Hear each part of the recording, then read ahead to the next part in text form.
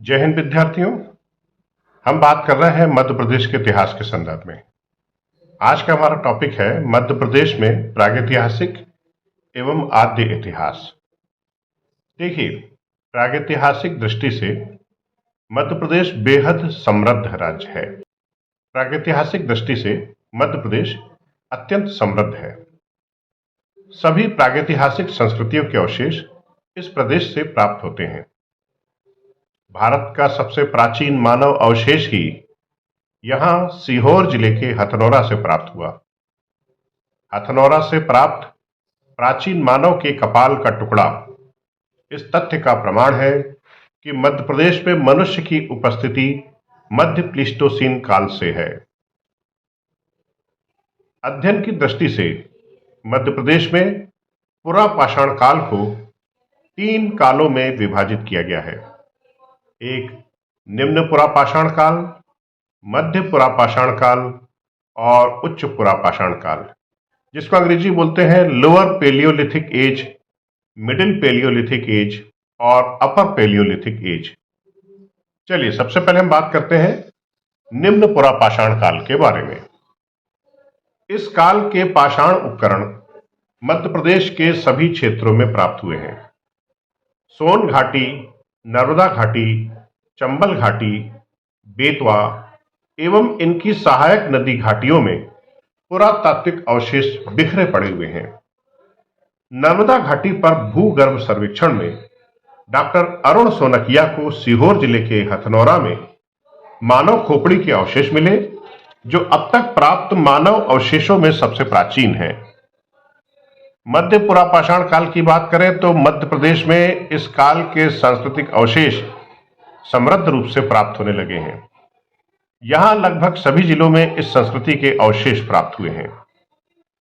उच्च पुरापाषाण काल के संदर्भ में देखें तो मध्य प्रदेश में उच्च पुरापाषाण कालीन संस्कृति के अवशेष अनेक नदी घाटियों से, विशेषकर सोन नदी घाटी से प्राप्त हुए हैं। भीमबेटका में मध्य पुरापाषाण काल एवं मध्य पाषाण काल के बीच स्थित जमाव से भी प्राप्त होते हैं। धार जिले के खापरखेड़ा से इस युग की संस्कृति के साथ मनका निर्माण की फैक्ट्री प्राप्त हुई है।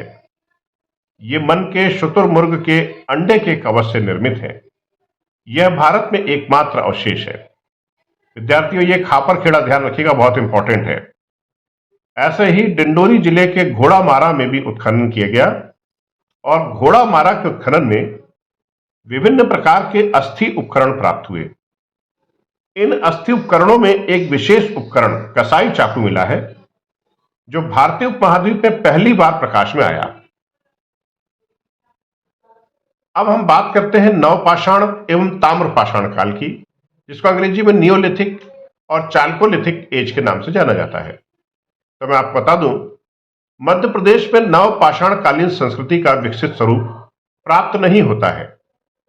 ना ही किसी उत्खनन में नवपाषाण कालीन संस्कृति के समृद्ध अवशेष मिले हैं।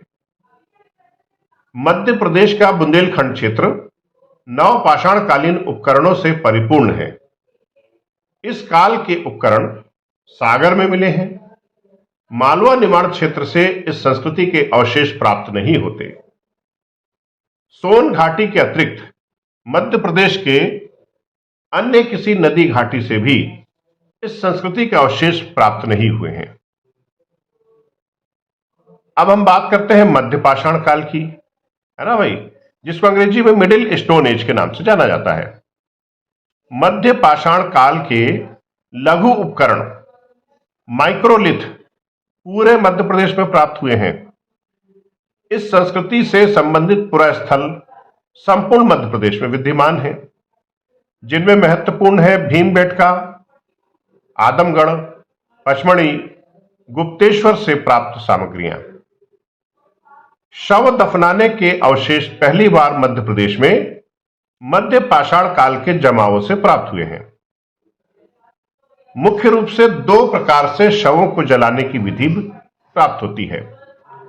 पहली है विस्तारित दफन, अर्थात एक्सटेंडेड बुरियल, पूरी कंप्लीट बॉडी को दफन कर देना। दूसरा है आंशिक दफन, फ्रैक्शनल बुरियल, उस शरीर के कुछ अस्थि अवशेषों को ही दफनाना। भीमबेटका और आदमगढ़ से उक्त दोनों प्रकार से शव दफनाने के साक्ष्य मिले हैं। पचमढ़ी शैलाश्रय के जम्बू द्वीप से 3 और डोरोथी द्वीप से 1 शव दफनाने के साक्ष्य मिले हैं। गुप्तेश्वर में सिर कुचले हुए शिशु का शव प्राप्त हुआ है। तो इस प्रकार काफी कुछ जानकारी हमें मध्य प्रदेश से पाषाणकालीन प्राप्त होती है। अब यहां पर एक शब्द आया है शैलाश्रय, जिनको अंग्रेजी में बोला जाता है रॉक शेल्टर्स। मध्य प्रदेश में चित्रित शैलाश्रयों की अपार संपदा बिखरी हुई है और यहां पर लगभग अधिकांश जिलों में ऐसे शैलाश्रय प्राप्त होते हैं। कुछ महत्वपूर्ण हैं, जैसे है आदमगढ़ शैलाश्रय। इसके खोजकर्ता थे डॉक्टर मनोरंजन घोष। पचमढ़ी शैलाश्रय के खोजकर्ता थे G.R. हंटर व गार्डन। भीमबेटका शैलाश्रय के खोजकर्ता थे डॉक्टर विष्णु श्रीधर वाकड़कर, जो हमारे उज्जैन के थे। इनके नाम से उज्जैन में वाकड़कर शोध संस्थान निर्मित है। विदिशा शैलाश्रय के खोजकर्ता M.D. खरे। रायसेन शैलाश्रय के खोजकर्ता जेरी जैक वसन व जावरा शैलाश्रय के खोजकर्ता शंकर तिवारी थे। और कुछ महत्वपूर्ण शैलाश्रय हमें पूरे प्रदेश भर से प्राप्त हुए हैं। मैं जिले के बाद अनुसार उनको बताता जा रहा हूं। मैं जैसे बैतूल जिले में जो रॉक शेल्टर्स मिले हैं उनमें महत्वपूर्ण है धूनी काफ, धूधू काफ, ढूड़ा आम, साकली डीह और रामपुर भतुड़ी। भोपाल में काफी शैलाश्रय मिले हैं। इनमें महत्वपूर्ण है बैरागढ़, हल्लू माता, कोठा कराड़, पिपलिया जुनारदार, शिलाजीत कराड़, गुफा मंदिर, टीबी अस्पताल, मनुआ भान की टेकरी, लाल घाटी, श्यामला हिल्स, धर्मपुरी पहाड़ी, भदभदा, डिगडिगा पहाड़ी, गणेश घाटी, फिरंगी शैल समूह, जमुना खोह। छतरपुर जिले के शैलाश्रय हैं भीमगढ़, झामुर, काला पानी घाटी, नया गांव, भवानीपुर, जटाशंकर, कसेरा। छिंदवाड़ा जिले के शैलाश्रय हैं तामिया, जामुन पानी, परतापुर, पुतरी खोह। दमोह जिले के शैलाश्रय हैं पातार नाला, अंजनी, बोरबेरी, बरियागढ़। दतिया जिले के शैलाश्रय हैं बड़ौनी, पारासरी, धरावा, फुलरा। ग्वालियर जिले के शैलाश्रय हैं भाऊ साहब की समाधि, गुप्तेश्वर, कंकाली माता, चुड़ैल छाज, पारा गांव, मोहना। होशंगाबाद में शैलाश्रय है। सबसे ज्यादा शैलाश्रय होशंगाबाद में मिले हैं। बंजारी माता, आदमगढ़।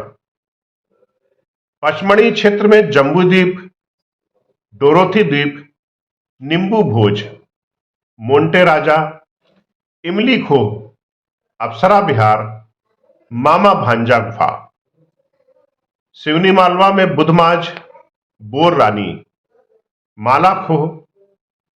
बोरी में सतपुड़ा राष्ट्रीय उद्यान, कोरिया, नीमधान, बदकवार। इतने सारे होशंगाबाद में ही मिले अकेले। खंडवा जिले में जो शैलाश्रय मिले हैं वो है बीजागढ़, चंडीगढ़, घाटक।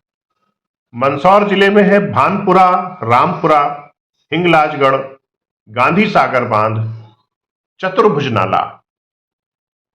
मुरैना जिले में जो शैलाश्रय मिले हैं वे है दूब कुंड, रेमजा खोह, सीता कुटी, पहाड़गढ़।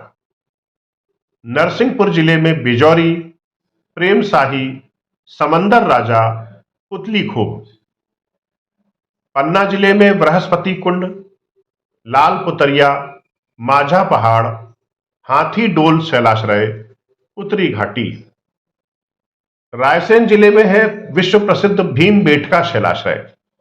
पुत्री टोरिया शैलाश्रय, सतकुंडा, कठौतिया, रतलाम जिले में खेड़ियापारा, रीवा जिले में इतर पहाड़ और डमडम, सागर जिले में चितौली, इमरी खो, खानपुर, पिपराई सहित 105 से अधिक शैलाश्रय मध्य प्रदेश में प्राप्त हुए हैं।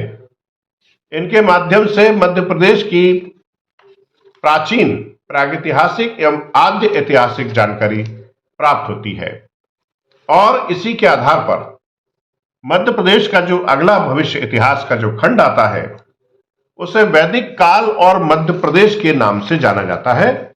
तो अगले व्याख्यान में हम मध्य प्रदेश के इतिहास के अंतर्गत वैदिक काल के ऊपर चर्चा